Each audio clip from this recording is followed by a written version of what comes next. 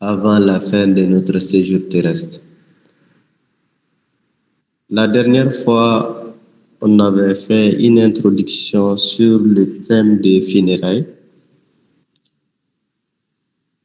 Le funérailles, comme vous avez reçu le programme, nous allons essayer de voir avant la mort, l'agonie et les éléments qui sont liés à l'agonie.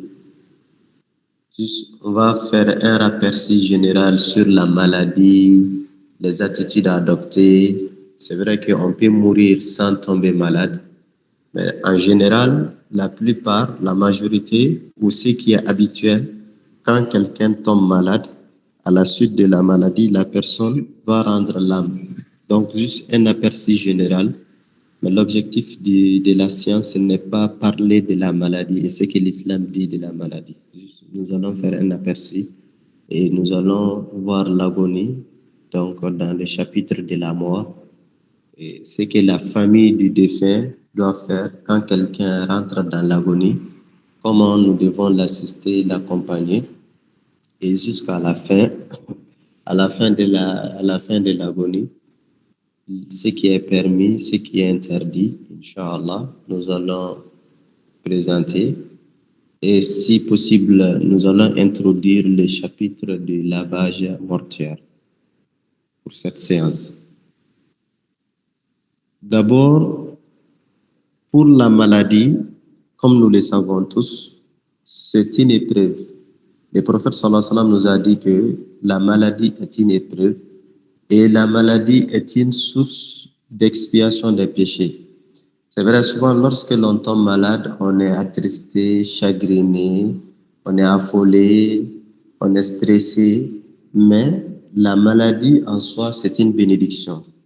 Car le prophète sallallahu alayhi wa sallam dit, par exemple, dans un hadith rapporté par Bukhari et Muslim d'après Abu Huraira, que Dieu l'agrée, il dit, le messager de Dieu a dit, Man yuridillahu bihi khayran yusib minhu. Si Allah subhanahu wa ta'ala veut du bien pour quelqu'un, il lui éprouve par la maladie, par des chagrins, par des douleurs, par des stress. Donc, en soi, la maladie, c'est un moyen d'épreuve. Donc, quand un musulman tombe malade, ses péchés vont être pardonnés. Ses péchés vont être effacés. Et la maladie, c'est un moyen pour élever le niveau du musulman auprès d'Allah subhanahu wa ta'ala. Et dans un autre hadith, dans lequel le prophète sallallahu alayhi wa sallam, il dit, même l'épine qui pique le musulman, il a une récompense.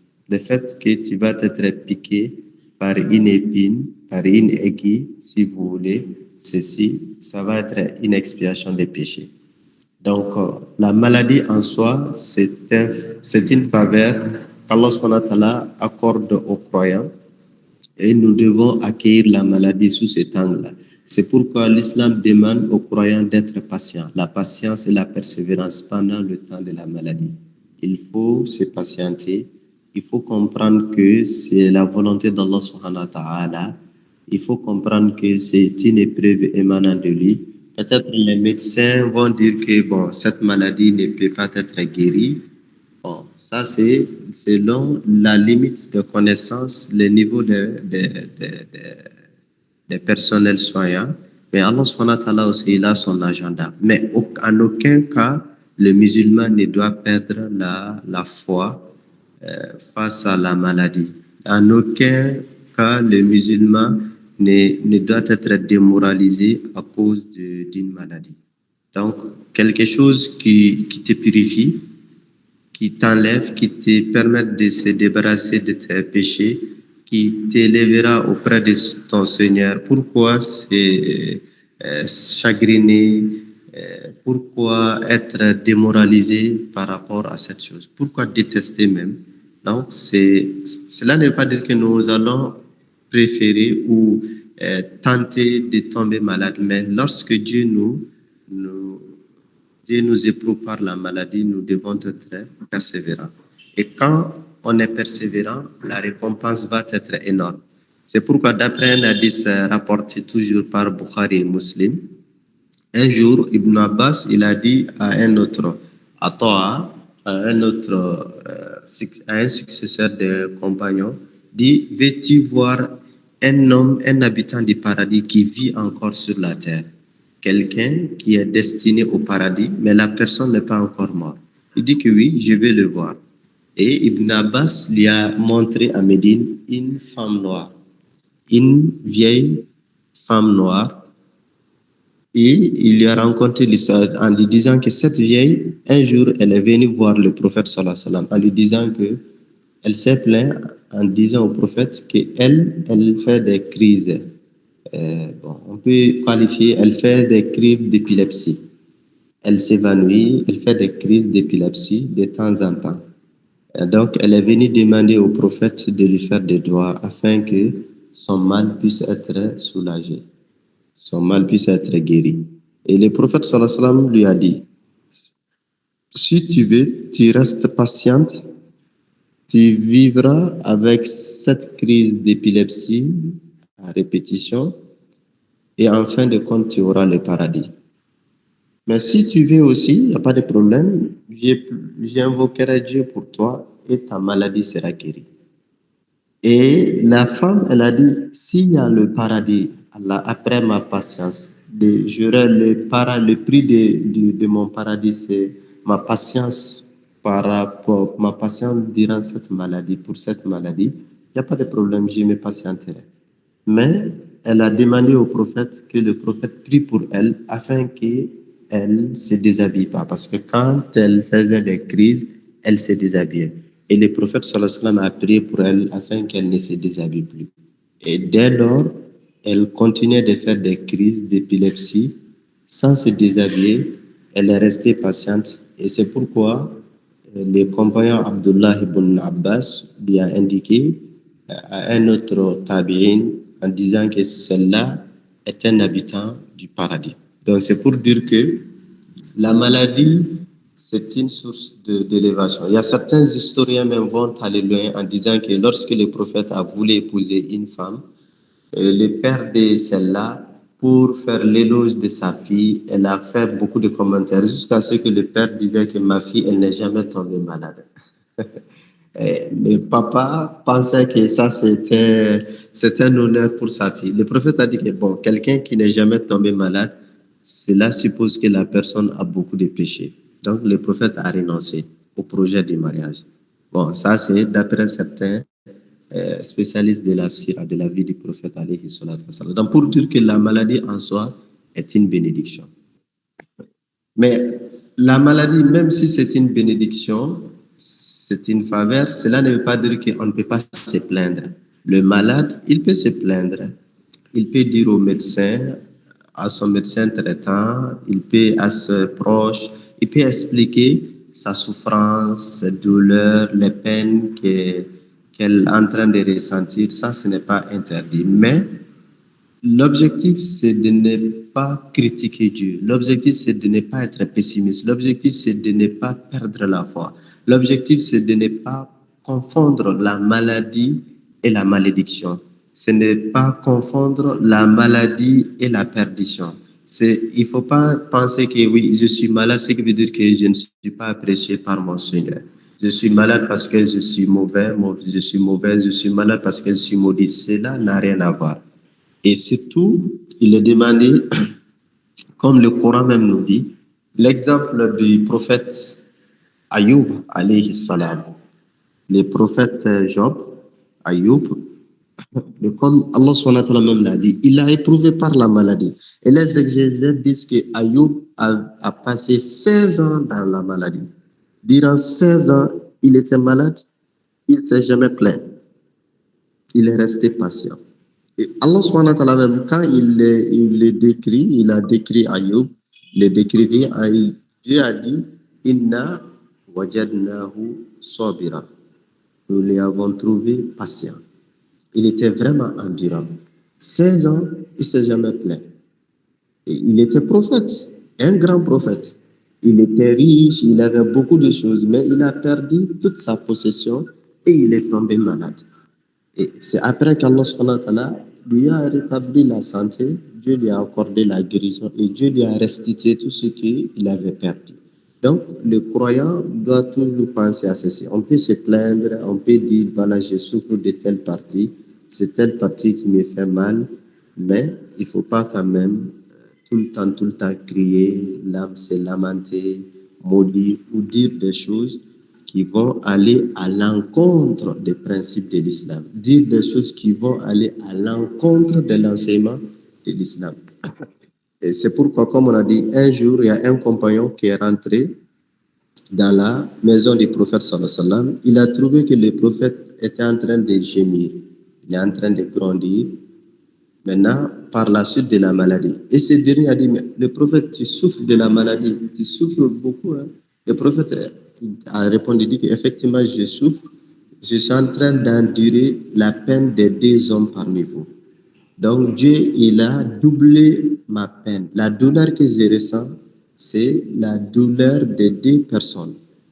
Et ce dernier a dit que c'est ce qui veut dire que vous serez récompensé, votre récompense sera doublée. Le prophète a dit, évidemment, ma récompense aussi est doublée. Donc, à chaque fois que la maladie prolonge, dure, à chaque fois que la récompense de la patience, de la persévérance aussi augmente.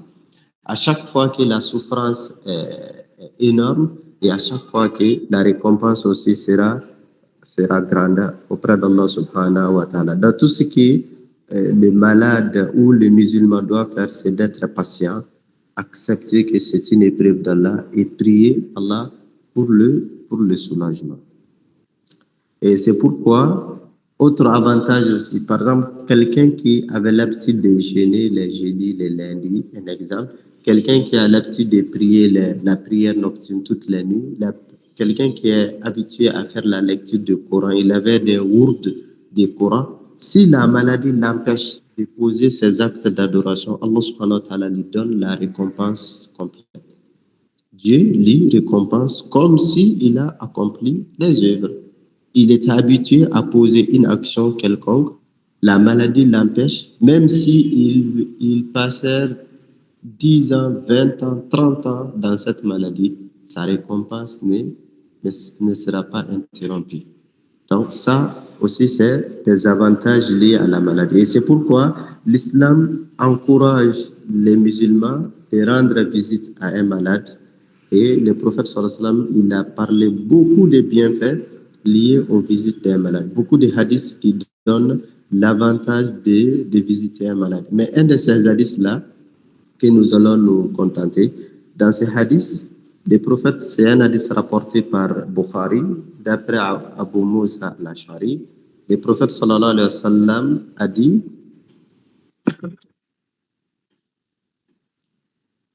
donc le prophète sallallahu alayhi wa sallam a dit, le droit du musulman sur son frère est 6. Le droit du musulman sur son frère est 6. Haqqul muslim ala muslim sittun, le prophète dit.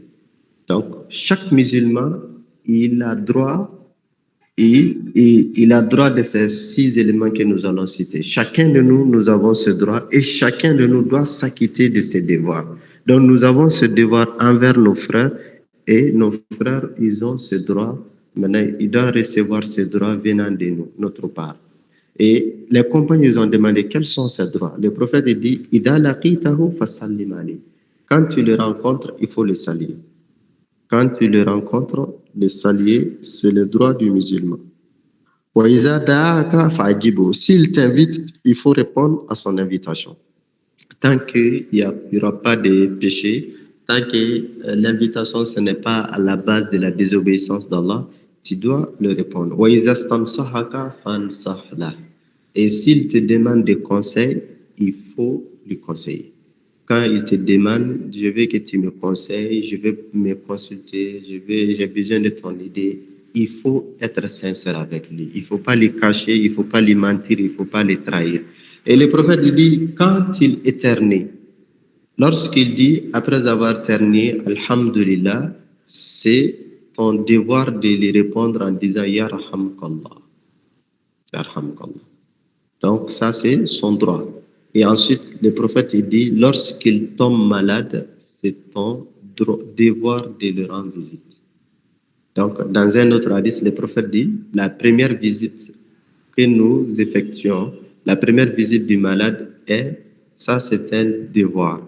Maintenant, les autres visites, là, ça, c'est des surrogatoires. Ça, c'est des tatawwu. Ce sont des surrogatoires, il y a pas d'obligation.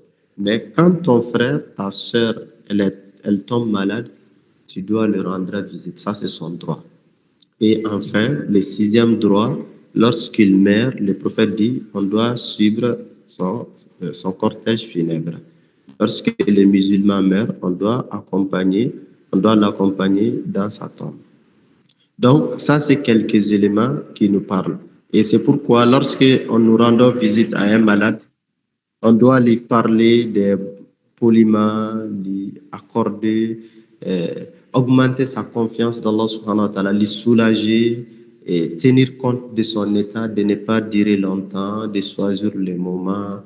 Surtout si la personne est hospitalisée, tenir compte des horaires de visite des différents centres de santé et aussi de ne pas, en tout cas, parler des mauvaises choses ou des choses terrifiantes ou essayer de désespérer le patient, la personne, et surtout de ne pas dévoiler ce que nous attendrons. Faire le dua pour le malade, ça c'est de la sunna du prophète sallallahu alayhi wa sallam, et demander aussi aux malades de faire le dua pour vous. Car la maladie, quelqu'un qui tombe malade, ses péchés sont pardonnés. Il est expié de ses péchés, il est purifié de ses péchés. La maladie est une purification. Donc, quelqu'un qui est déjà purifié, donc si la personne te fait des doigts, fasse des doigts, ces doigts seront exaucés. Nous devons lui demander des doigts. Donc, ceci, c'est de la sunna du prophète sallallahu alayhi wa sallam. Et l'islam n'interdit pas aussi aux musulmans de se soigner. Quand on tombe malade, on peut se soigner. Le musulman peut être traité par un musulman, par un non-musulman. Donc, ceci, ce ne sont pas des péchés. Il n'y a aucun problème. Maintenant, nous allons aborder le deuxième point d'introduction, qui est les préparatifs de la mort. Donc, l'islam nous encourage, nous demande de se préparer. Nous devons tous préparer la mort. C'est une réalité. La mort c'est l'invincible de la vie. C'est l'élément qui, personne ne peut s'échapper de la mort. Tout le monde est appelé à quitter la vie. Allah subhanahu wa ta'ala, il nous a créés et il nous a prévenus en disant que je vous ai créé à partir de néant, je vais vous tuer et ensuite vous ressusciter et je vous évaluerai. Donc, nous devons nous préparer pour affronter, pour l'arrivée de la mort. Et c'est pourquoi le musulman, c'est quelqu'un qui est intelligent. L'intelligence du croyant, ce n'est pas autre réalisation, mais c'est comment je prépare mon départ de cette vie. Qu'est-ce que je dois faire pour préparer le départ? Je suis contraint, je vais quitter. Je n'y resterai pas éternellement, je quitterai, que je vais ou pas. Donc, l'intelligence, c'est qu'est-ce que je dois faire pour profiter du séjour afin de préparer le départ. Et c'est pourquoi le prophète sallallahu alayhi wa sallam, un jour, il a été interrogé par un compagnon en lui demandant qui est le plus intelligent. Aksaruhum dit qui est le plus intelligent, qui est le plus averti des hommes. Le prophète il dit celui qui se rappelle constamment de la mort. Aktharuhum zikran lil maut. Celui qui se souvient constamment de la mort. Celui qui a une pensée de la mort. Tout le temps, il n'oublie pas que bientôt il va partir. Il ne sait pas quand est-ce qu'il partira. Il ne sait pas. Ça, c'est des ghaib, c'est invisible.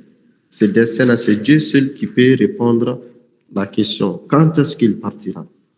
Donc, le prophète sallallahu alayhi wa sallam, il dit, celui qui il se prépare, il se souvient de la mort, il se rappelle de la mort. Ensuite, comme il se souvient constamment de la mort est là, c'est une réalité qui m'attend, je dois partir, je partirai. وأكثرهم استعدادا للموت. Et par conséquent, il prépare. Il prépare, il se prépare, il prépare, ils essaient d'accueillir la mort en faisant des bonnes actions, en s'adonnant à des actes de dévotion, en s'éloignant, en s'abstenant des péchés. Et le prophète sallallahu alayhi wa sallam dit, c'est celui-là qui est le plus intelligent, le plus avisé. Et d'après un autre hadith, le hadith d'Abu Huraira, ça c'est le hadith connu que nous connaissons tous. Le prophète sallallahu alayhi wa sallam, il dit dans ce hadith, Akthiru min dhikri hadimil ladat. Akthiru min dhikri hadimil ladat. Ou il y a une autre version, Akthiru dhikra hadimil ladat. Donc c'est la même chose. Dans ce hadith, le prophète sallallahu alayhi wa sallam, il dit, Akthiru dhikri hadimil ladat. Le prophète sallallahu alayhi wa sallam dit, rappelez-vous souvent, rappelez-vous constamment. Rappelez-vous constamment celles qui cassent les délices et les désirs. Le prophète sallallahu alayhi wa sallam, il nous demande de nous rappeler constamment à celles qui cassent les délices et les désirs. Ça, c'est la mort. Le prophète sallallahu alayhi wa sallam, il nous demande de nous souvenir de la mort, de toujours penser à la mort, de toujours avoir une pensée de la mort. De ne jamais se laisser déborder, emporter, engloutir par ce monde éphémère. Quelle que soit ta position, ton statut, ton occupation, il faut toujours avoir à l'idée de la mort. La mort, ce matin, la mort est en train de me guetter. À tout moment, je peux partir. Et je ne sais pas quand est-ce que je partirai. Donc, ceci va te permettre de garder un état, un niveau d'alerte, d'être à un niveau d'alerte que tu vas dire, je ne dois jamais partir dans une position qui déplaise à Allah subhanahu wa ta'ala. Je ne dois jamais accepter que la mort me saisisse pendant que je suis en train de poser un acte qui ne plaît pas à Allah subhanahu wa ta'ala. La mort ne doit jamais m'attraper à un endroit qui n'est pas agréé, qu'Allah subhanahu wa ta'ala n'agrée. La mort ne doit jamais me visiter dans un état, dans une posture qui ne fait pas pleurer Allah subhanahu wa ta'ala. Donc, le prophète sallallahu alayhi wa sallam dit Akthiru dhikra hadimil ladat. Donc, les musulmans qui va vivre dans l'état, dans ses souvenirs, dans le rappel constant de la mort, tout le temps, il se rappelle de la mort, il se souvient de la mort, tout le temps, il pense à la mort. Tout le temps, il sait que la mort est là, la mort, ça peut m'amener. Mais cela ne veut pas dire que toute la vie va résumer à la mort, non. Toute la vie ne résumera pas à la mort. Nous allons mener nos activités, nos efforts, les activités, les business, les transactions, les commerces, tout, les constructions.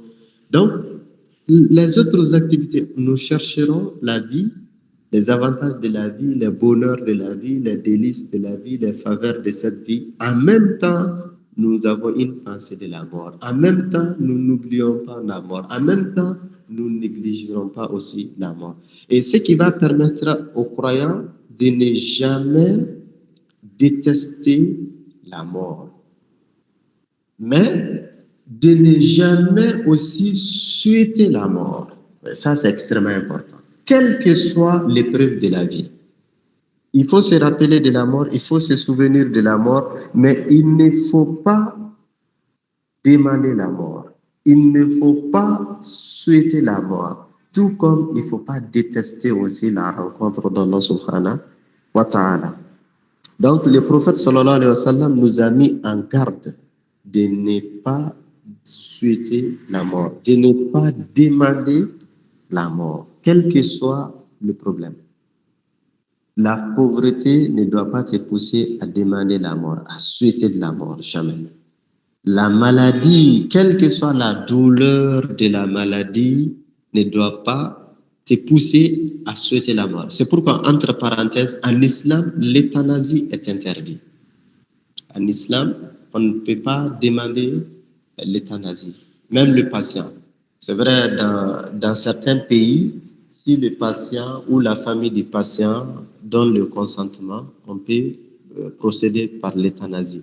Donc, on ne peut pas provoquer sa mort. On va dire qu'on va le soulager, lui permettre de mourir apaisé. Non, en islam, ça, ce n'est pas permis, c'est interdit. On ne peut pas provoquer parce que l'âme, ça ne t'appartient pas. Tu ne peux pas l'ôter. Tu ne peux pas l'ôter. Quelque chose qui t'appartient, c'est ce que tu peux donner, tu peux reprendre. Mais quelque chose qui ne t'appartient pas, tu n'as pas un pouvoir, tu n'as aucun contrôle là-dessus. En plus, aussi, tu ne dois pas souhaiter la mort. Le prophète sallallahu alayhi wa sallam dit La yatamannayanna ahadukumul mauta. Le dorrin nazalabi. Le prophète dit chacun, que personne ne souhaite, ne demande la mort à cause d'un malheur qui lui arrive. Donc, quelle que soit la maladie, quelle que soit la pauvreté, quel que soit le malheur, les calomnies, les diffamations, l'humiliation, les revers de la vie, quel que soit le problème, l'épreuve, la situation, le musulman ne doit jamais souhaiter la mort. Et le prophète dit que si il est contraint, c'est-à-dire il est contraint, l'idéal c'est de ne jamais souhaiter. Mais si tu seras poussé, tu es contraint de souhaiter la mort, il faut dire, ô Seigneur, accorde-moi la vie si ma vie est meilleure. Mais reprends ma vie lorsque la mort est plus meilleure pour moi. Parce que pourquoi les musulmans ne doivent pas souhaiter la mort? Imaginez quand tu meurs, toutes tes bonnes actions vont s'arrêter. Et toi, tu ne sais pas l'acte que tu as posé. Est-ce que Allah les a-t-il acceptés ou pas? Si tes actions ne sont pas acceptées par Allah subhanahu wa ta'ala, c'est le malheur. Tu ne peux plus poser des bonnes actions. Tout est arrêté, ton compte est arrêté. Les calculs est arrêté. Alors que toi, tu n'as pas dévancé, tu t'es pas dévancé par des bonnes œuvres. Et si tu souhaites la mort et que tu étais en train de faire des actes, tes actes étaient agréés, mais tes actes ne sont pas suffisants. Donc, qui a provoqué les problèmes? C'est toi-même. Si tu allais vivre, si tu restais en vie, tu allais poser davantage des actes d'adoration. Tu poserais beaucoup d'actes d'adoration. Ce qui veut dire que tes hasanats vont être augmentés, vont être élevés, vont être prodigués. Donc, la mort, ça va stopper l'évolution de tes actes. Donc, tout en ignorant de ces états auprès d'Allah subhanahu wa ta'ala. C'est pourquoi, par prudence, le prophète sallallahu alayhi wa sallam nous demande de ne jamais souhaiter la mort, quel que soit le mal, quelle que soit la maladie. Donc, il ne faut pas demander la mort. Peut-être la dérogation, c'est lorsque nous créons de notre religion.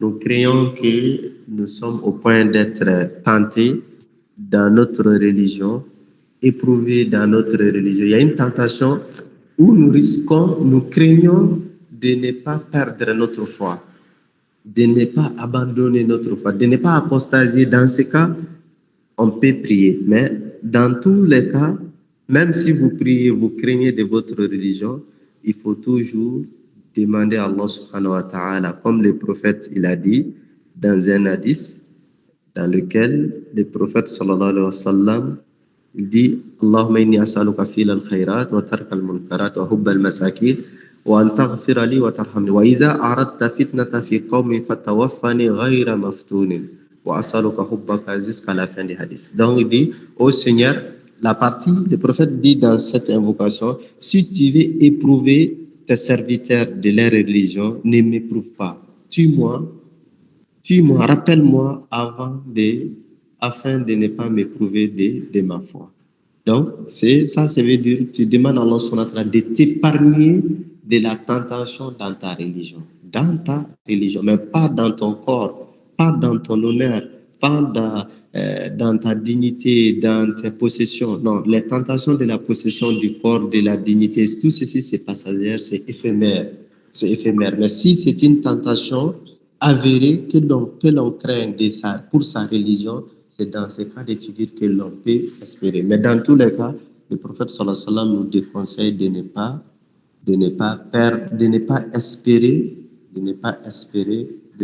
espérer la mort. Parce que la mort, c'est quelque chose qui est très grave, qui va arrêter ton compte. Et quand tu vivras longtemps, c'est ce qui est bien pour toi si tu es un croyant, si tu es un bienfaiteur. Et c'est pourquoi le prophète sallallahu alayhi wa sallam, il dit dans un hadith, en disant que lorsqu'on l'a demandé au prophète, parmi les hommes, qui est meilleur? Le meilleur des hommes, c'est qui? Le prophète dit, Man tala umruhu wa hasuna amalu. Donc, c'est lui qui aura la longévité et posera des bonnes actions. Donc, quand tu vis longtemps, tout en posant des bonnes actions, tu seras le meilleur. Quelqu'un qui a vécu 60 ans en train d'adorer Allah et l'autre qui a vécu 80 ans, sans doute, celui qui vivra jusqu'à 80 ans tout en adorant son Seigneur, il sera plus méritoire. Donc, il aura plus de bonnes hasanat que l'autre qui n'a pas eu l'occasion de vivre longtemps. Donc, le musulman doit toujours penser à la mort, doit toujours espérer, ne pas oublier qu'à tout moment la mort peut m'arriver, mais sans souhaiter la mort, sans demander à Dieu de te rappeler, sans demander à Allah subhanahu wa ta'ala de te tuer. Donc ça, le musulman ne doit pas se donner à cette pratique, car la mort, ça veut dire que la fin de ses actions. Donc, lorsque l'on demande, l'on parle de préparer la mort, penser à la mort, poser de bonnes actions pour sa mort, il y a un hadith qui résume tout. C'est un hadith que nous récitons tout le temps, nous connaissons tout le temps, mais il est important à ce que chacun puisse retenir ces hadiths-là, si possible par cœur. Ces hadiths, c'est un des cours hadiths très simple. Le prophète dit « Ikhtanim khamsan qabla khams ». Le prophète sallallahu alayhi wa sallam, il dit, profite 5 choses avant leur compte, 5 autres choses, avant l'arrivée des 5 autres choses. C'est un hadith qui est connu, que tout le temps, l'on récite. Le prophète sallallahu alayhi wa sallam dit, Iqtanimu khamsan qabla khamsin. Profite 5 choses avant l'arrivée des 5 autres choses. Il dit d'abord, 1, profite de ta jeunesse avant ta vieillesse. Ça, c'est extrêmement important. Ici, de façon générale, le prophète, il souligne l'importance de la jeunesse. Il dit « Shababaka qabla haramik » Profite de ta jeunesse avant ta vieillesse. Parce que quand on est jeune, on peut faire plein de choses. Mais lorsque la vieillesse commence, là, c'est compliqué. Et d'après les savants, la jeunesse, c'est approximativement de 15 ans jusqu'à 40 ans. Jusqu'à 40 ans, ça c'est la période de la jeunesse. Bon, c'est vrai qu'habituellement, les gens vont dire que jusqu'à 25 ans, mais selon la définition en tout cas officielle des savants, la jeunesse c'est jusqu'à 40 ans. Et c'est pourquoi, pour vous rappeler, si vous vous rappelez des versets de la sourate Al-Ahqaf que vous avez étudié, la sourate Ahqaf, je crois que c'est la sourate 46. Hein. Donc, sourate Ahqaf, il y a un verset de la sourate Ahqaf dans lequel Allah subhanahu wa ta'ala nous apprend l'invocation que le croyant doit réciter. À partir de ces versets-là, les savants, ils ont déduit que l'invocation à réciter lorsque l'on atteint 40 ans, la dernière fois, je pense qu'on l'avait dit, le verset de la sourate Al-Ahqaf, ça date le verset 15 de la sourate Al-Ahqaf, sourate 46, dans lequel Allah subhanahu wa ta'ala nous apprend Rabbi awzi'ni an ashkura ni'mataka allati an'amta alayya wa ala walidayya wa an a'mala salihan tarda wa aslih li fi zurriyati inni tubtu ilayka wa inni minal muslimin. Donc cette invocation, comme les éléments nous disent, les exégètes, ils ont fait la déduction de ce verset de la sourate Al-Ahqaf, le verset 15 de la sourate Al-Ahqaf, la sourate 46, en disant que toute personne, à partir de 40 ans, la personne, le croyant, doit s'habituer à réciter constamment l'invocation. Et si vous regardez les versets débutent par donc jusqu'à la partie Rabbi ghfirli, ô Seigneur, Rabbi ghfirli, Rabbi awzini an ashkura ni'mataka allati an'amta alayya. Donc, ô Seigneur, inspire-moi pour que je rende grâce au bienfait dont tu m'as comblé, ainsi qu'à mon père et à ma mère, ainsi qu'à mes parents, et pour que je fasse une bonne action, une bonne œuvre que tu agrées, et fais que ma postérité, ma progéniture, soit de moralité saine. Je me répands à toi et je suis du nombre des musulmans. Rabbi awzi'ni an ashkura ni'mataka allati an'amta alayya wa ala walidayya wa an a'mala salihan tarda wa aslih li fi zurriyati inni tubtu ilayka wa inni minal Rabbi awzi'ni an ashkura. Ô Seigneur, inspire-moi pour que je rende grâce. Parce que c'est Dieu qui te permet, c'est Dieu qui te facilite, c'est Dieu qui t'inspire, ce n'est pas toi. Nous sommes aujourd'hui dans cette classe virtuelle en train de discuter, étudier le Coran, les funérailles, la sourate Ma'arij, ainsi de suite. Ce n'est pas notre génie, ce n'est pas notre intelligence, ce n'est pas notre capacité, c'est Dieu qui nous a inspirés. Donc, ô Seigneur, inspire-moi pour que je rende grâce aux bienfaits dont tu m'as comblé, ainsi qu'à mes parents, à mon père et à ma mère. Oui, parce que tu ne peux pas être un bon croyant si tu es négligent envers tes parents. Et pour que je fasse une bonne œuvre, maintenant c'est ça, tu as connu Dieu, tu as été inspiré par Allah subhanahu wa ta'ala, il faut poser des bonnes actions. Préparer la mort, il faut penser à la mort, se souvenir de la mort, se rappeler de la mort et poser des bonnes actions. Donc, pour que je fasse une bonne œuvre que tu agrées. Ouais, parce que là, si l'action est posée, il faut que Dieu l'agrée. C'est pourquoi on dit que Dieu agrée, que Dieu agrée. Ce n'est pas des répétitions inutiles, ce n'est pas des personnes. C'est un souhait sincère, avec foi, que nous demandons à Dieu d'agréer notre action. Parce que c'est lui seul qui peut agréer. Si lui n'agrée pas, on est foutu. Mais si lui, il agrée, même si toute l'humanité est mécontente, c'est l'affaire de l'humanité. Le plus important, que Dieu soit agréé. Tarda, aridullah. Donc, et ensuite, on demande à Allah, et fait que ma progéniture, ma postérité soit de moralité saine. Oui, c'est ça. Parce que l'homme, tu es là, quand tu n'es pas là, il faut que derrière toi, ta postérité soit bonne. Et lorsque tu laisses derrière toi une bonne postérité, tu peux espérer recevoir leurs invocations dans ta tombe. Oui, le prophète dit Sadaqatul Jariya, Iza mata ibn Adam in qata'a amalu illa min salasa. Si l'être humain meurt, ses œuvres s'arrêtent sauf trois. Et parmi ces trois dit, lorsqu'il laisse derrière lui une postérité pieuse. À chaque fois que l'enfant, le garçon, le fille, prie pour le parent, l'invocation lui arrive. Donc, on demande à Allah de corriger, de parfaire, de rendre pieuse notre postérité. Et nous nous repentons à l'istighfar, comme nous l'avons vu la dernière fois avec Suratu Nuh, istighfar. Donc, on demande à Allah subhanahu wa ta'ala, Inni tubtu ilayk, je me repens à toi. Donc, nous revenons à Allah. Nous nous repentons de nos manquements, de nos faiblesses, de nos péchés. Et nous réaffirmons notre appartenance à l'islam.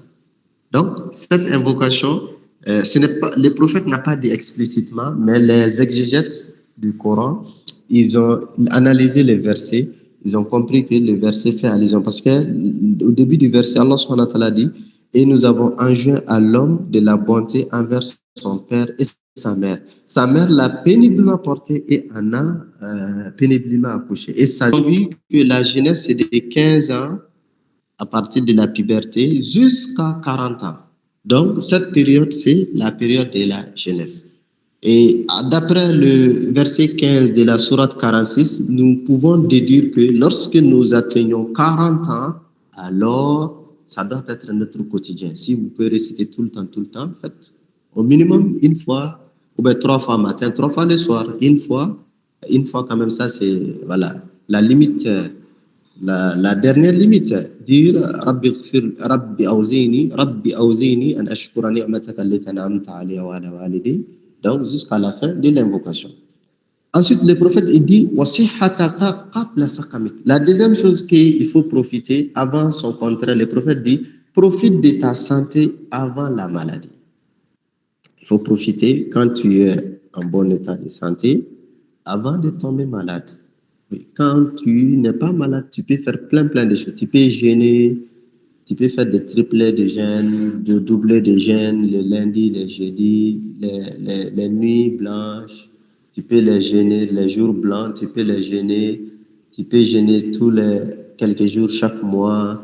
Tu peux faire des prières surrogatoires. Tu peux rallonger, tu peux faire 1 heure de temps de prière, tu peux faire plein de choses, tu peux lire le Coran, tu peux s'asseoir. Donc, mais quand la maladie arrive, bon, c'est une limitation, c'est difficile, même quand tu fais avec peine, avec beaucoup de difficultés. Donc, le prophète nous demande de profiter de sa santé, de sa santé avant la maladie. Ensuite, il dit wa ghinaka qabla faqrik. Profite de ta richesse avant la pauvreté. Que Dieu nous en préserve tous. Donc, quand tu as en abondance, tu peux faire ce que tu veux. En tout cas, tu n'es pas limité par les moyens matériels. Le prophète sallallahu alayhi wa sallam nous demande de bien profiter, faire des bonnes actions, poser des actes qui te rapprochent d'Allah subhanahu wa ta'ala. Éloigne-toi des œuvres qui te conduiront vers l'abîme. Donc, essaye de te rapprocher davantage d'Allah subhanahu wa ta'ala avant de perdre ses matériels, avant de tomber dans l'état de dépravation. Donc, avant de ne pas perdre, il faut se rapprocher davantage. Qu'Allah subhanahu wa ta'ala préserve tout un chacun de la pauvreté. Et enfin, le prophète, il dit, ça c'était le 3e élément. 4e élément, le prophète dit, profite de tes temps libres, de ta disponibilité avant d'être occupé. Au moment que tu as le temps, tu peux le faire, tu n'es pas très, occupé, tu n'es pas pris par des occupations mondaines, il faut bien profiter. Profiter quoi? Cela n'est pas dire que faire des belles vies. Mais ici, ce hadith l'a dit, profite. Ça veut dire qu'il faut profiter par des bonnes actions. Profiter par des actes d'adoration. Profiter par ce qui est bien. Regardez souvent que Dieu nous pardonne tous. Il arrive qu'on peut être occupé par exemple par les réseaux sociaux 1 heure, 2 heures, 3 heures de temps sans se rendre compte. 1 heure, 2 heures, 3 heures de par des séries télévisées. 1 heure, 2 heures, 3 heures de temps par des discussions inutiles. 1 heure, 2 heures, 3 heures par des calomnies, des diffamations, par des débats stériles. Alors que c'est 1 heure, c'est 2 heures, c'est 3 heures, il fallait les consacrer par les zikr. Il fallait les consacrer par l'istighfar. Il fallait les consacrer par la lecture du Coran, par l'apprentissage d'une connaissance utile, ainsi de suite. Donc, le prophète nous demande de bien profiter de sa liberté avant d'être occupé. Profiter de sa liberté en posant beaucoup de bonnes actions. Et enfin, ça résume l'ensemble des 4 précédents. Il dit, profite de sa vie avant la mort. Tout ce que nous venons de dire se déroule dans la vie. La jeunesse dans la vie. La santé dans la vie, la richesse dans la vie. La liberté, tu as envie. Si tu n'as pas envie, on ne peut pas parler d'aucun de ces éléments. Donc, le prophète dit en cinquième lieu, profite de sa vie avant la mort. Nous sommes en vie, nous avons toujours la possibilité de faire des bonnes actions. Nous avons toujours la possibilité de nous rapprocher davantage d'Allah subhanahu wa ta'ala. Lorsque la mort se présente à nous, nous n'aurons plus de choix. Cette option, nous la perdrons. Et qu'Allah subhanahu wa ta'ala nous permette quand même de poser des actes d'adoration qui feront que nous nous rapprocherons davantage de lui. Ces éléments, c'était l'introduction. Le premier chapitre, nous allons voir maintenant Al-Ihtidar. Inch'Allah, après, et je vous ferai parvenir les documents pour que les uns et les autres puissent quand même suivre la progression de la présentation. Donc, le chapitre 1, Al-Ihtidar. Al-Ihtidar, ça veut dire que c'est l'agonie. Al-Ihtidar, c'est l'agonie. Donc, c'est la phase qui précède la mort, ou le début de la mort, si on peut le dire ainsi. Donc, c'est le moment décisif. C'est en ce moment que les mourants, il va voir les réalités. Ce qu'il doutait, ce qu'il ne croyait pas, tout va être clair pour lui. Et pour lui seul.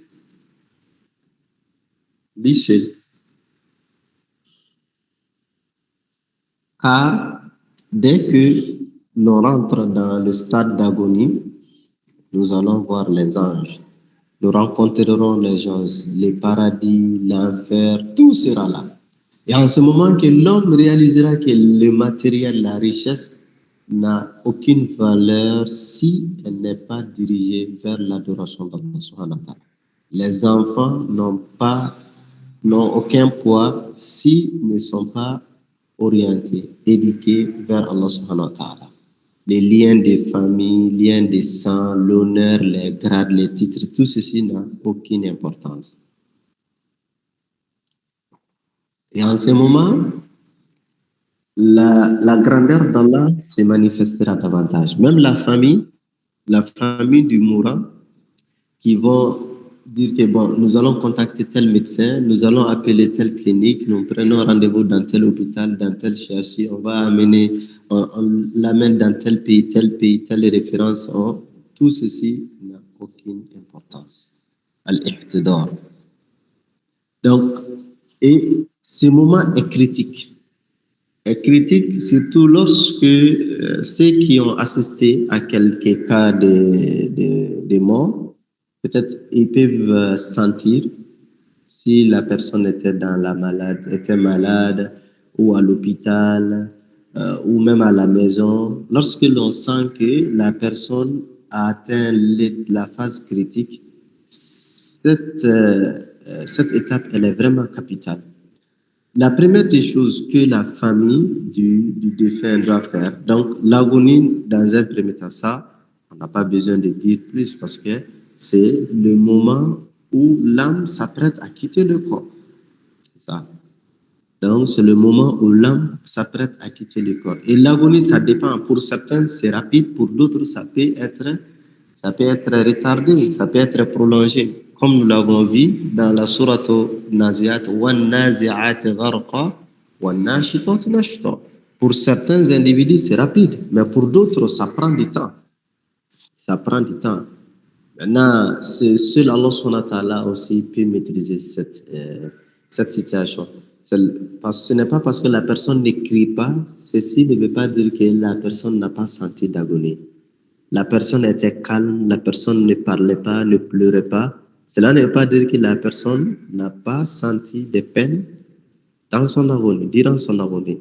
Et ce n'est quand une personne aussi souffre a souffert, la personne gémit, la personne crie, ça aussi, ce n'est pas synonyme que la personne est en train de, c'est-à-dire la souffrance ou les peines que la personne est en train de ressentir, que c'est lié à ses péchés. Donc, ces deux choses, on doit les distinguer. L'état, les surplus de l'agonie peuvent avoir lieu sans que nous les sentons, sans que nous les ressentons, sans que nous les remarquons. Et ce que nous voyons, les manifestations que nous observons, ne veut pas forcément dire que la personne était pécheur. Et c'est pourquoi, à ces points, souvent, il y a les hadiths de notre mère Aïcha, que Dieu l'agrée, un hadith très important, dans lequel elle dit, elle pensait que un croyant, il va faire une agonie apaisée, agonie sans peine, et c'est un pécheur, c'est les pécheurs qui vont souffrir dans leur agonie, durant leur agonie. Ça, c'était son raisonnement, comme le raisonnement de nous tous. Mais elle dit, le jour où elle a vu les messagers de Dieu, sallallahu alayhi wa sallam, souffrir dans son agonie, durant l'agonie, les prophètes souffraient, il a beaucoup peiné, il transpirait, il s'évanouissait. Et le prophète, même jusqu'à ce qu'il disait La ilaha illallah, inna li mawti sakarata. Certes, le prophète disait l'agonie de la mort est terrible. Aïcha, elle a dit, quand elle a vu le prophète dans cet état, elle a compris que le jugement des humains ne sont pas forcément l'appréciation d'Allah subhanahu wa ta'ala. L'appréciation de nous, les humains, n'est pas forcément l'appréciation d'Allah subhanahu wa ta'ala. Et c'est pour dire que souvent, il y a certains qui tombent dans l'erreur, jusqu'à ce qu'ils tiennent certains discours. Non, la personne n'a pas du tout souffert. La personne, c'est un élu du paradis. Pourquoi? Non, il est parti calme, il n'a même pas crié, il n'a pas fait ça. Mais qui t'a dit qu'il est parti calme? Qui t'a dit ça? L'autre l'a crié, désespéré, vraiment, lui, il n'est pas bien. Mais qui est plus croyant que le prophète sallallahu alayhi wa sallam? Qui est plus aimé auprès d'Allah que le prophète sallallahu alayhi wa sallam? Qui rentre au paradis avant le prophète sallallahu alayhi wa sallam? Qui, Allah subhanahu wa ta'ala a déclaré à qui qu'il a pardonné à l'ensemble de ses péchés? Comme la sourate Fatah dit. Donc, Allah subhanahu wa ta'ala, il a dit au prophète sallallahu alayhi wa sallam, dans la sourate 48, sourate Fatah, l'ouverture ou la victoire, que ses péchés antérieurs et ultérieurs sont pardonnés. Mais malgré le prophète, il a souffert durant son agonie. Donc, l'agonie, c'est un monde à part. C'est un monde à part. Nous, les vivants, on ne peut pas comprendre. Seul le mourant, lui, il peut comprendre. C'est pourquoi Dieu dit dans le Coran, quand la mort va arriver, les réalités vont être visibles, vont être exposées, il n'y aura pas de doute. Donc, le mourant, il va tout voir. Donc, cette phase critique, c'est pourquoi, dès que nous sentons que notre proche, il est dans l'agonie, nous devons veiller. Ce qui est le plus important, il faut contrôler sa visite. Ça, c'est extrêmement important. Veillez à ce que seules les personnes de bonne moralité, les personnes vertueuses, les pieux, les croyants, lui rendent visite. Il faut limiter son accès. Ça, c'est pour sa propre protection. Je vous rappelle ce qui est arrivé à l'oncle du prophète. Si vous vous rappelez, vous avez déjà étudié l'histoire, la vie du prophète sallallahu alayhi wa sallam. Vous vous rappelez lorsque son oncle Abu Talib, le père de Ali, qui a défendu le prophète, malgré qu'il n'était pas croyant, il n'était pas musulman, il a défendu le prophète. Il a pris sa défense, il a empêché au Quraysh d'atteindre le prophète. Parce que son oncle était là, qui lui garantissait, en tout cas, personne n'osait l'attaquer. Mais lorsque Abu Talib, il est rentré dans l'agonie, il était dans l'agonie, le prophète sallallahu alayhi wa sallam est venu lui dire, Ya Am, qul la ilaha illallah, dis, oh mon oncle, dis la ilaha illallah. Il faut seulement dire la ilaha illallah. Et ça, quand tu diras, je plaiderai pour ta cause. j'intercéderai pour toi les jours derniers. Au même moment, Abu Jahl et les chefs, les leaders Quraysh, les leaders de la mécréance, eux aussi, ils sont venus voir Abu Talib. Eux aussi, ils ont appris qu'il est dans l'agonie et ils sont venus vers. Quand le prophète lui dit, oh oncle, convertis-moi, rejoins-moi, embrasse l'islam, les Abu Jahl, ils vont dire, mais Abu Talib, c'est maintenant que tu renonces. Il ne faut pas quand même trahir tes ancêtres. Il ne faut pas abandonner la religion de tes ancêtres. Il faut respecter ton père, tes grands-pères. Abu Talib, le prophète l'appelle à embrasser l'islam. Les mécréants l'incitent, le séduisent. Ils l'intimident de ne pas, maintenant, afin qu'il ne puisse pas abandonner sa religion. Il était au dernier instant. Et en mourant avant de mourir, qu'est-ce qu'il a dit? Il a dit au prophète, je suis convaincu que ta religion est meilleure. Mais je meurs sur la religion de mes ancêtres. Et il est parti. Donc, les leaders des mécréants de la Mecque, ils sont parvenus quand même à l'intimider, à l'harceler, afin qu'il ne puisse pas renoncer à la mécréance. Donc, c'était le dernier instant, alors qu'il pouvait partir sans se soucier de rien, de quoi que ce soit.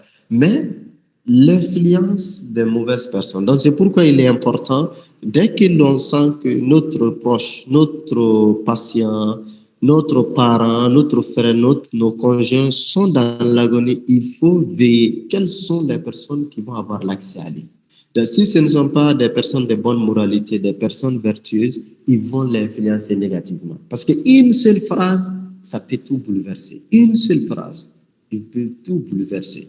Donc, c'est pourquoi l'on doit être extrêmement vigilant. Et ça, c'est vraiment capital. Parce que c'est le dernier, ça, c'est la conclusion de l'œuvre.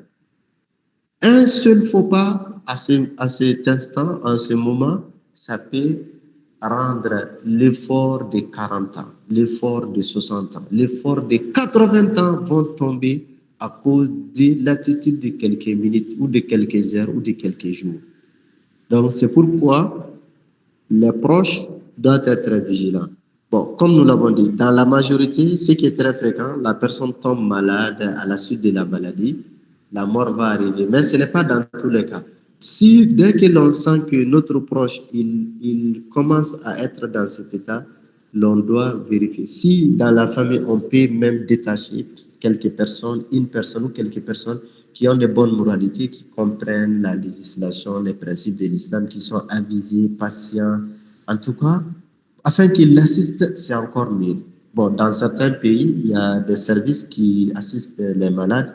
Bon, dans nos pays, nous avons quelques ressources limitées. Souvent, ce n'est pas tout le temps évident, mais chacun doit penser comment assister ses proches. La deuxième des choses, la première des choses, nous avons dit, nous devons faire un effort de limiter son accès. La deuxième des choses, c'est talqin. On dit talqin, ça veut dire le fait de lui dire ou dire à sa présence la ilaha illallah. Dire au mourant de dire, demander au mourant de dire la ilaha illallah. Le prophète, il dit dans un hadith rapporté par Muslim, par Tirmizi, par Abu Daouda. Donc, c'est un hadith authentique. Il dit Lakinu mautakum la ilaha illallah. Le prophète, il dit dire, aider ou recommander à vos mourants de dire la ilaha illallah. Le prophète dit recommandez à vos mourants la ilaha illallah.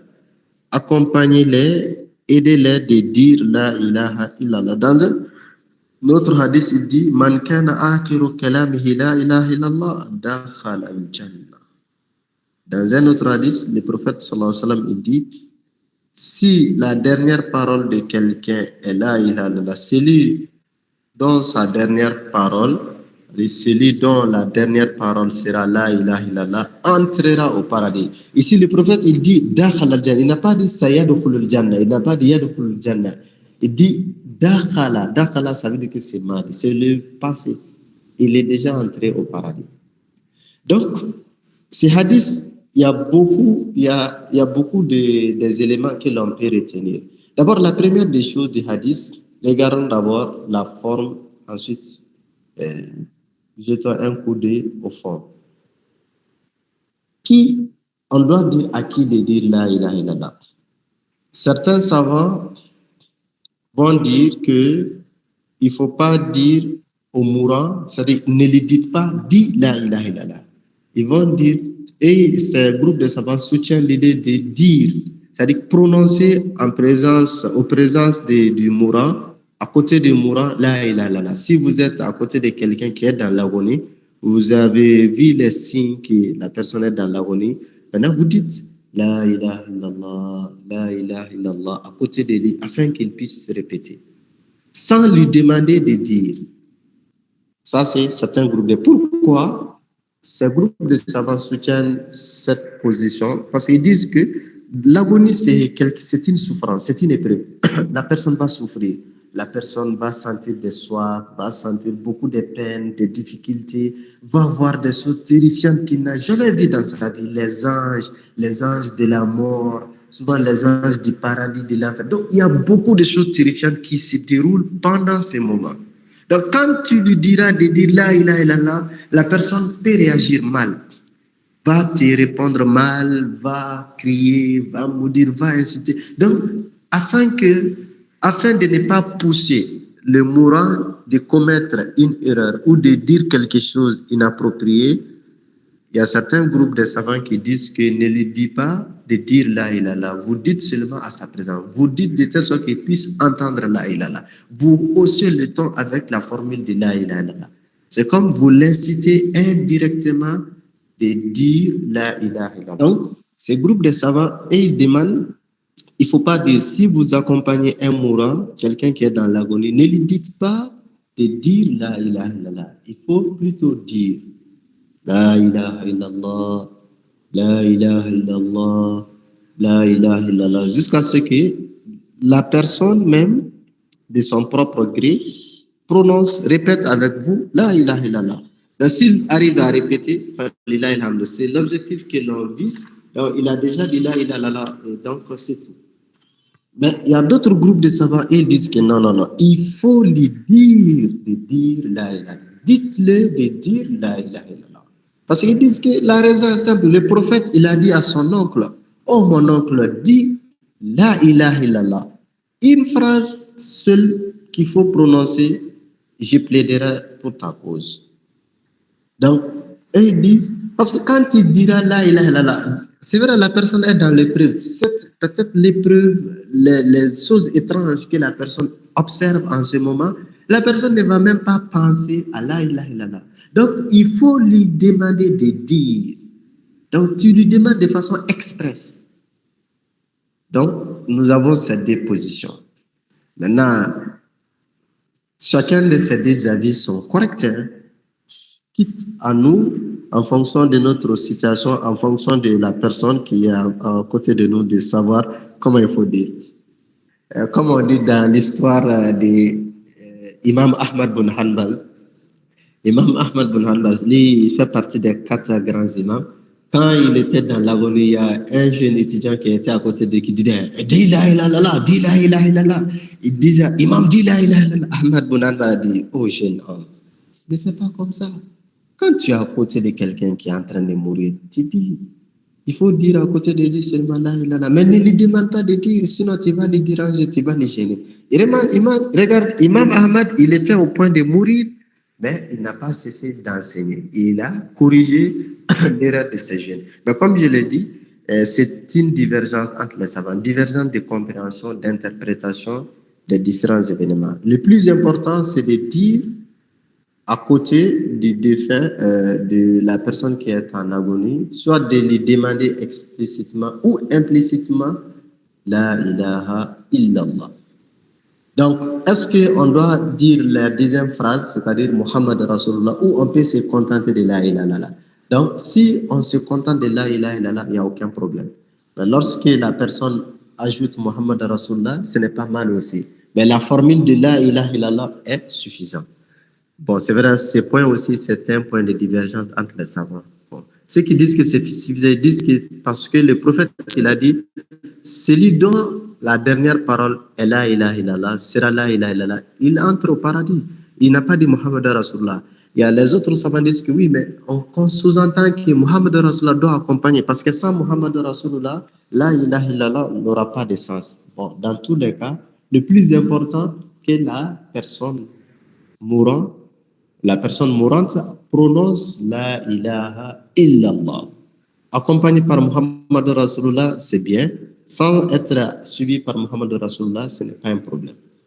Donc, le prophète sallallahu dit, si la dernière parole est la ilaha, donc ça veut dire quoi? Lorsque vous demandez à la personne, ou vous dites à côté de la ilaha illallah, et qu'elle répète la ilaha illallah, on arrête toute discussion. On arrête tout. On ne dit rien.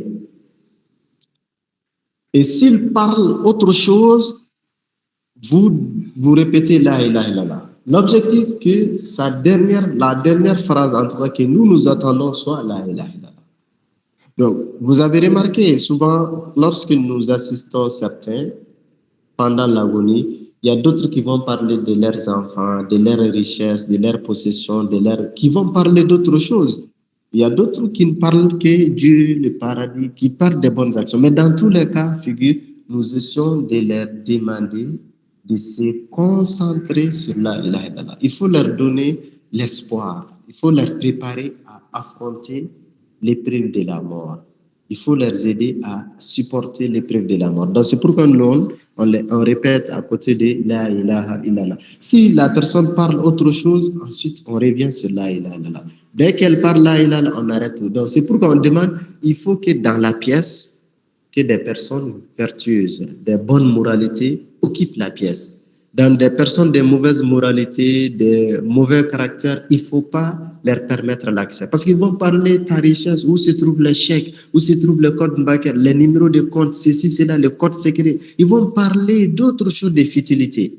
Alors que le mourant n'a pas du tout besoin. Il n'a pas besoin de code bancaire, il n'a pas besoin de code secret, il n'a pas besoin de chèque. Tout ceci, il n'a pas du tout besoin de ça. Il a besoin de quelque chose qui renforcera son lien avec Allah subhanahu wa ta'ala. Parce que le matériel, il va laisser ça. C'est les vivants qui profiteront de ce matériel. Donc nous, la façon dont il va nous léguer ses héritages, il laissera chez nous ses biens, tout ce qu'il a obtenu, tout ce qu'il a amassé durant sa vie. Nous aussi, nous devons être généreux à son égard. On doit l'aider à corriger ses erreurs ou l'aider à accueillir, afin qu'il soit bien accueilli au paradis. Donc lui, il nous a fait des dons, du matériel qui reste avec nous. Nous aussi, on va être généreux à son égard en l'aidant à mieux s'orienter, à mieux diriger, à mieux préparer, en tout cas, son voyage. Donc, mais il ne faut pas que nous rentrons dans ces jeux. Bon, ceux qui ont la chance d'assister à plusieurs cas de maladies, souvent on voit beaucoup de choses, des choses qui sont vraiment décourageantes. Mais le plus important pour le croyant, c'est de se focaliser, faire tout pour que son mourant, son proche, puisse prononcer la ilaha illallah. Donc, maintenant, ces hadiths, il y a toujours la forme. Le prophète, l'expression qu'il a utilisée en arabe, il dit « Lakilu mautakum » vos morts. Si on fait la tradition littéraire, dites à vos morts, prononcez pour vos morts la ilaha illallah. Et c'est la compréhension théorique ou littéraire, l'interprétation littéraire de ces hadiths qui a poussé certains à prononcer la ilaha illallah, même pour accompagner les morts au cimetière. Souvent, vous voyez, il y a certains, en accompagnant les morts au cimetière, ils vont prononcer la ilaha illallah, la ilaha illallah. Bon, ce n'est pas pour critiquer, mais c'est la compréhension, c'est l'interprétation littéraire. Parce qu'ils disent que le prophète, il a dit, prononcez pour vos morts la ilaha illallah. Alors que l'objectif des hadiths, ce n'est pas quelqu'un qui est déjà mort, mais celui qui est dans l'agonie. Bon, il y a des passages du Coran, des versets coraniques qui soutiennent cette explication. Donc, on n'a pas de temps de rentrer en détail. Mais c'est pour dire qu'il y a certains qui ont compris, ils ont interprété littérairement les hadiths. Alors que les hadiths là, pour le comprendre, il y a d'autres hadiths qui l'appellent, ainsi qu'il y a des versets du Coran qui nous permettent de mieux comprendre le hadith. Maintenant, le fond même du hadith. Est-ce que j'ai vu, par exemple, mon père, ma mère, mon conjoint, avant de mourir, il a dit La ilaha illallah. Je l'ai entendu, il a dit La ilaha illallah. Après, il a rendu l'âme. Mon ami, il a dit La ilaha illallah, il n'a rien prononcé, il est décédé. Est-ce que moi qui ai assisté à ceci, moi qui ai entendu à cela, est-ce que je dois dire que mon père, mon conjoint, mon ami, il est au paradis? Non. Les savants disent qu'on n'a pas ce droit. Non, on n'a pas le droit. Oui, mais le prophète a dit, celui dont sa dernière parole est là, il rentre au paradis. Oui, le prophète a dit ça. Mais le prophète n'a pas dit que ton père, il est au paradis. Il n'a pas dit que ton ami, il est au paradis. Il n'a pas nommé ce défunt-là. Le prophète ne l'a pas nommé. Le prophète, il a généralisé. Donc, si nous parlons, lorsque nous agissons, nous généralisons. Le prophète, il n'a pas spécifié que X, il est au paradis. Alors que X vient de mourir devant moi, avant de rendre l'âme, X a dit là, il a là. Moi, je n'ai pas le droit de dire que c'est X-là, il est au paradis. Parce que le prophète a dit, c'est lui dont sa dernière parole est là, il ira au paradis. Je n'ai pas ce droit. Donc, ce n'est pas à moi de déterminer les gens en fonction de leur paradis ou de l'enfer. Ça, ce n'est pas mon devoir. Qu'est-ce que j'ai dit? Le prophète, il a dit, c'est lui dont sa dernière parole, c'est lui dont la dernière parole est la ilaha illallah, sera la ilaha illallah, entre au paradis. J'ai de l'espoir car j'ai entendu sa dernière parole est la ilaha illallah. Mais je ne veux pas dire avec affirmation il est au paradis. Souvent, nous attendons certains dire que ah non, X il est au paradis, Y non, il est au paradis, Z il est au paradis. Pourquoi? Avant de mourir, il a dit la ilaha illallah. Ça, c'est un grand danger. Les personnes qui sont nommées par les prophètes ou par le Coran qu'il est au paradis, on peut les nommer en disant qu'ils sont au paradis. Les personnes nommées par prophètes ou par le Coran qui sont au paradis, nous avons le droit de les nommer en disant qu'ils sont au paradis. De même que ceux qui sont nommés comme étant les condamnés de l'enfer, on peut les dire.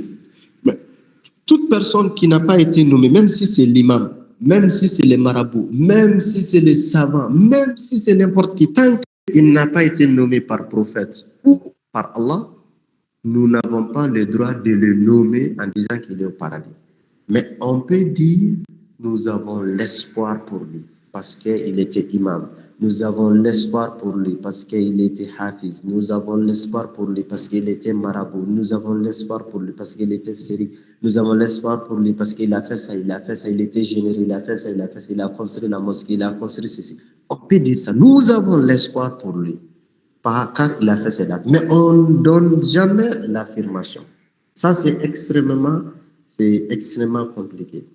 Bon, souvent, les gens vont dire, mais c'est écrit même. C'est pourquoi souvent on dit, on ne peut pas lire un verset, un hadith, deux hadiths, trois hadiths, dire qu'on a compris l'islam, la religion, mais on fait toujours la synthèse de tous les textes qui abordent le point précis. On doit faire d'abord la synthèse de l'ensemble de ceci afin de retenir une position. Donc, on doit faire un effort de lui dire La ilaha illallah. Donc, lorsqu'il arrive à prononcer La ilaha illallah, on n'insistera plus, on se tait. On se tait. Maintenant, autre chose qu'on peut faire, troisième des choses qu'on peut faire, quand on sentira qu'il a peur, il est fondé, c'est-à-dire qu'il commence à perdre de l'espoir, nous devons le rassurer, lui parler de la beauté, de la miséricorde d'Allah, de la faveur d'Allah, de la grandeur d'Allah, le paradis, de lui parler les efforts qu'il a fait, de ne pas se craindre. Dieu, il est tout pardonneur, il est tout miséricordieux. Et ceci peut être appuyé par un hadith, même si certains savants, ils ont mis ces hadiths en cause. Mais il y a beaucoup de savants qui travaillent ces hadiths-là. Bon, je pense que l'on peut aussi, ce n'est pas mauvais de les mettre en pratique. Ces hadiths dit quoi? Le prophète dit de réciter Yassine à nos morts. Donc, réciter la sourate Yassine à nos morts. Bon, comme les hadiths précédents, ces hadiths aussi, il y a certains qui l'ont fait la lecture littéraire, l'interprétation littéraire. Ils pensent que c'est récité sur les morts. Et c'est pourquoi il y a certains, quand vous amenez le corps, au moment de l'enterrer, on va parler de Yassine. Quand on fait l'enterrement, Yassine, 3 jours, 7 jours, 40 jours, Yassine. Bon, on comprend parce que les gens ceux-là, ils ont fait l'interprétation théorique des hadiths. Mais l'hadith veut dire quoi? Quelqu'un qui rentre dans l'agonie, il est en train de souffrir, il a des peines, des difficultés. Si vous récitez à côté de lui Yassine, Inch'Allah, il y aura dénouement, il y aura soulagement de son état. Et surtout si la personne connaît Yassine, la personne a l'habitude de lire Yassine, les paradis, les récompenses qu'Allah subhanahu wa ta'ala parle de Yassine, la grandeur d'Allah subhanahu wa ta'ala parle de Yassine, ça lui donne l'envie, ça le rassure.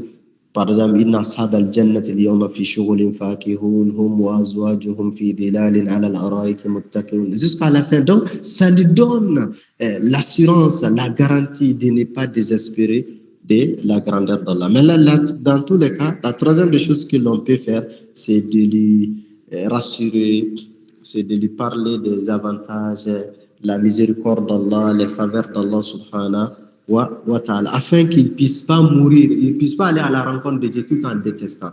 Parce que le prophète dit, celui qui meurt en détestant la rencontre d'Allah, Dieu détestera sa rencontre. Et ça va nous permettre de comprendre le verset de la sourate Fussilat, dans lequel Allah subhanahu wa ta'ala dit إن الذين قالوا ربنا الله ثم استقاموا تتنزل عليهم الملائكة ألا تخافوا ولا تحزنوا وأبشروا بالجنة التي كنتم توعدون. Allah dit, ceux qui disent que notre Seigneur est Allah, ensuite ils sont restés sur le droit chemin. Quand ils rentrent dans l'agonie, les anges viendront. Allah takhafu wa la tahzanu. N'ayez pas peur, ne vous attristez pas. Donc, les anges les rassurent. Ils leur montrent le paradis les paradis qui les attendent. Donc, ils vont aimer la rencontre d'Allah. Ils ne seront plus attristés, chagrinés de la mort. Ils vont être même contents de rentrer de leur paradis. Donc, ça, c'est quelques éléments qu'on peut accompagner. C'est les principaux éléments que l'on peut faire. Il y a d'autres choses que l'on peut faire en fonction de la condition, de la situation, de l'état. Donc, pour accompagner le défunt. Donc, d'après le verset du Coran et l'interprétation des exégètes, que l'agonie, ça va débuter par les orteils, par le pied, dans la généralité.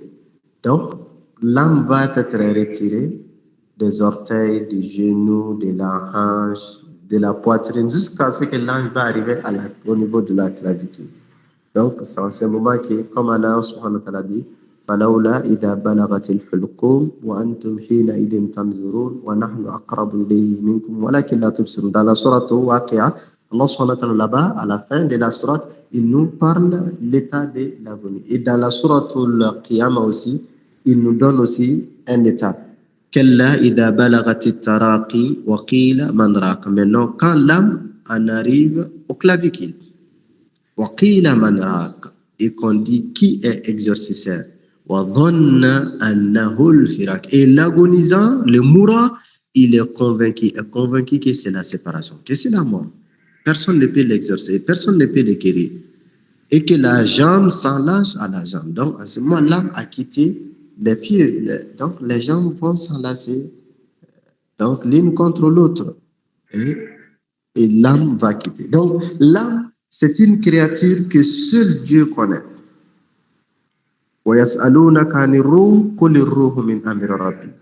Donc, l'âme, c'est Dieu seul qui connaît la nature de l'âme. L'âme ne meurt pas. Le corps meurt, le corps va pourrir, mais notre âme ne meurt pas. Notre âme était quelque part avant notre création. Au moment de notre création, notre âme a rejoint nos corps, nous vivons. Et lorsque le terme arrivera, Dieu va reprendre l'âme. L'âme va quitter nos corps. Et l'âme va être gardée soit au paradis ou à l'enfer avant la résurrection. Et le jour de la résurrection, ou dès que l'on soit enterré, l'âme va rejoindre le corps afin que l'on réponde à l'interrogatoire. Donc, le jour de la résurrection, l'âme vivra avec le corps dans l'éternité. Donc, l'âme ne meurt pas. Et le secret de l'âme, c'est Dieu seul qui connaît.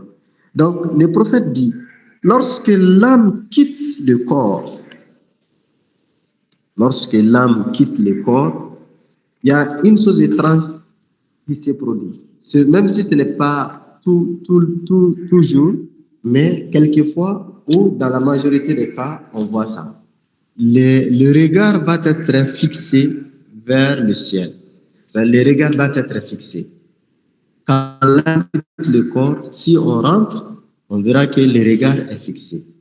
Donc, il est de la sunna des prophètes de fermer les yeux du mourant. En ce moment, il était dans l'agonie. On a parlé de l'agonie, les peines, les souffrances qui sont possibles là-bas. On l'a accompagné et l'âme a quitté son corps. Dès que l'âme quitte son corps, son regard va être fixé. Dans la majorité des cas. Ce n'est pas toujours, mais en règle générale, le regard va être fixé. Donc, la sunna, la première des choses, c'est de fermer les yeux. Et c'est ce que le prophète dit. Donc, le prophète dit, lorsque l'âme de cet événement, notamment le cas de Salama, lorsque son mari Abu Salama est décédé, le prophète sallallahu alayhi wa sallam, il est rentré, alors que ses yeux étaient grands ouverts et figés vers le ciel. Donc, c'est-à-dire les yeux étaient fixés, figés vers une seule direction. Le prophète sallallahu alayhi wa sallam a fermé les paupières d'Abu Salama et il dit, lorsque l'âme est prise par les anges, le regard la suit. C'est-à-dire, quand l'âme quitte le corps, le regard suit l'âme. Donc, ce qui explique très souvent, quand les gens meurent, surtout quand ils sont couchés, nous avons l'impression qu'ils sont en train de regarder le ciel. Le regard va suivre l'âme. Mais l'âme en quittant, comme vous l'avez vu précédemment, ce n'est pas la peine qu'on revient à ce point, l'âme va être accueillie soit par les anges du paradis ou par les anges de l'enfer qui amènent des linges pour recueillir si c'est une bonne âme. Âme apaisée, si c'est une âme apaisée, elle va être accueillie par des anges maintenant qui vont la placer dans ce linge, donc ils l'accompagnent, ils la conduisent jusqu'au paradis. Mais si c'est l'âme de Sidjin,